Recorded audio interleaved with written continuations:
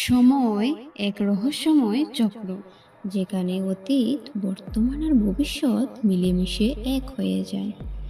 চরণদিয়ার গভীর জঙ্গলে দাঁড়িয়ে থাকা এক পরিত্যক্ত মন্দির, যেখানে প্রতি শতাব্দীতে জেগে উঠে এক অভিশাপ, এবং যার নাম শুনলেই বাতাস থেমে যায়। শুনতে থাকুন আমাদের আজকের গল্প, মহাকালেশ্বর। পশ্চিমবঙ্গের এক প্রত্যন্ত গ্রাম চরণদিয়া। আধুনিকতার ছোঁয়া এখনো সেখানে ঠিক মতো পৌঁছায়নি। সেই গ্রামে আছে একটি প্রাচীন মহাকালেশ্বর মন্দির। চারপাশে জঙ্গল, মাঝে এক বিশাল পাথরের মঞ্চে দাঁড়িয়ে আছে অদ্ভুত এক মূর্তি, মহাকালের। এক হাতে ডমরু, আরেক হাতে কৃপাণ, চোখে আগুন আর মুখে এক ভয়াল হাসি। গ্রামবাসীরা বলে সেই মন্দির অভিশপ্ত। 3 পুরুষ এক রাতে সেই মন্দিরে গিয়ে আর ফিরে আসেনি। তারপর থেকে ওখানে কেউ যায় না।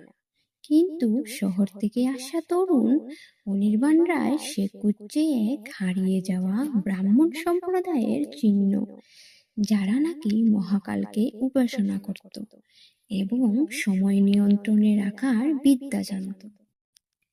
অনির্বাণের সঙ্গে ছিল একটি পুরনো পাণ্ডুলিপি, কিছু ছেঁড়া নথিপত্র এবং তার সাহস। অনির্বাণ গ্রামে পৌঁছতেই গ্রামের মানুষজন তাকে সাবধান করে। ওখানে রাতে যাবেন না বাবু, সময় ওখানে থেমে থাকে। আমরা সকালবেলা দূর থেকে শুধু ধূপ জ্বালি, ওটা ঘুমন্ত আত্মাদের স্থান। কিন্তু অনির্বাণ হাসে। সে বলে, ভয়ের বশে ইতিহাস ছাপা পড়ে না। সেই রাতেই সিদ্ধান্ত নেয় সে থাকবে মন্দিরের ভিতরে। সন্ধে গড়িয়ে গভীর রাত, জোনাকি পোকাগুলিও যেন কাঁপছে। মন্দিরের ভেতরে ধীরে ধীরে পা রাখে অনির্বাণ। হঠাৎ তার চোখে পড়ে এক বিশাল শিবলিঙ্গ, যার গায়ে লালচে দাগ। মন্দিরের গায়ে খোদাই করা কিছু শব্দ সে পড়তে শুরু করে। কালের নিয়ম ভঙ্গ করিলে কাল নিজেই নিয়ম রচনা করে। রাত যত বাড়ে আশেপাশের আওয়াজ মিলিয়ে যেতে থাকে, এমন নিজের ঘড়ির টিক টিক শব্দও থেমে যায়। হঠাৎ সে দেখে ঘড়ির কাঁটা থেমে আছে, রাত 12টায়। কয়েক সেকেন্ডের মধ্যে সমস্ত বাতাস ভারী হয়ে ওঠে। সে দেখতে পায় সামনে দাঁড়িয়ে আছে এক ছায়ামূর্তি, পরনে প্রাচীন ব্রাহ্মণের পোশাক, কিন্তু মুখ নেই, শুধু অন্ধকার। তুমি সময়ের দরজা খুলেছ, এখন সময় তোমাকে গিলবে। ছায়াটি হাওয়ার মতো মিলিয়ে যায়। অনির্বাণ আতঙ্কে পড়ে যায়। পরদিন সকালে অনির্বাণ খুঁজে পায় মন্দিরের নিচে একটি গোপন ঘর। সেখানে মাটির নিচে লুকিয়েছিল এক রহস্যময় পাণ্ডুলিপি। তাতে লেখা ছিল কালচক্রের তন্ত্র। সময় এক চক্র, যারা চক্র ভাঙে তারা চক্রেই বন্দী হয়। আরও লেখা ছিল, মহাকাল নামক এক পুরোহিত একবার সময়কে থামানোর জন্য বিশেষ তন্ত্র ব্যবহার করেছিলেন, কিন্তু সেই চক্রে আটকে যান নিজেই। তার অভিশাপ সেই মন্দিরে রয়ে যায় এবং প্রতি শতাব্দীতে চক্র একবার না একবার জেগে ওঠে। অনির্বাণ অবাক হয়ে দেখে আজকের দিনটা সেই শতাব্দীর শেষ দিন। রাত গভীর হলে আবার শুরু হয় ছায়ার আনাগোনা। এবার শুধু ছায়া নয়, শোনা যায় অজস্র কান্না, গর্জন এবং পুরোহিতের মন্ত্রোচ্চারণ। মন্দিরে ঢোকার সব দরজা আপনা আপনি বন্ধ হয়ে যায়। অনির্বাণ বুঝতে পারে সময় তাকে বন্দি করতে চাইছে। ঘড়ি আবার থামে 12টায়। ঠিক তখনই সামনে দেখা যায় মহাকাল পুরোহিতের আত্মা, পুরা চামড়া, আগুন জ্বলা চোখ, হাতে সময়ের চাকা। তুমি আমাকে জাগিয়েছ, এখন তুমি চক্রের খাদ্য। অনির্বাণ ছুটে পালাতে চায়, কিন্তু পা চলে না। ঘড়ির কাঁটা ঘুরতে শুরু করে উল্টো দিকে। হঠাৎ সবকিছু মিলিয়ে যায়।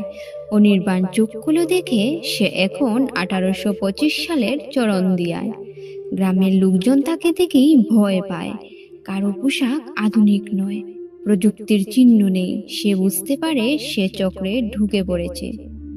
তার সঙ্গে কেউ কথা বলে না, কেবল এক বৃদ্ধ বলে, তুমি মহাকালের পাপ নিয়ে এসেছো, ফিরে যাও। কিন্তু ফেরার পথ নেই। বছর কেটে যায়, কিন্তু অনির্বাণ বারবার ঘুম থেকে উঠে দেখে একই দিন। সে প্রতিদিন একই মন্দিরে যায়, একই ঘটনা ঘটে, একই ভয়ানক ছায়া তাকে তাড়া করে, এবং সে ধীরে ধীরে পাগল হয়ে পড়ে। প্রতিদিন তার চেহারায় বাড়ে বয়স, কিন্তু গ্রামে সময় চলে না। কেউ বুড়ো হয় না, কেউ মরে না। চরণদিয়া সময়চক্রে বন্দী। 2000 সালে অনির্বাণ মন্দিরের মধ্যে সে খুঁজে পায় এক পুরনো কঙ্কাল। তার পাশে একটি আধুনিক জামা কাপড় আর একটি ডায়েরি। অনির্বাণ ডায়েরির শেষ লাইনটা পড়ে নিঃশব্দে দাঁড়িয়ে থাকে। সময় থেমে থাকে না।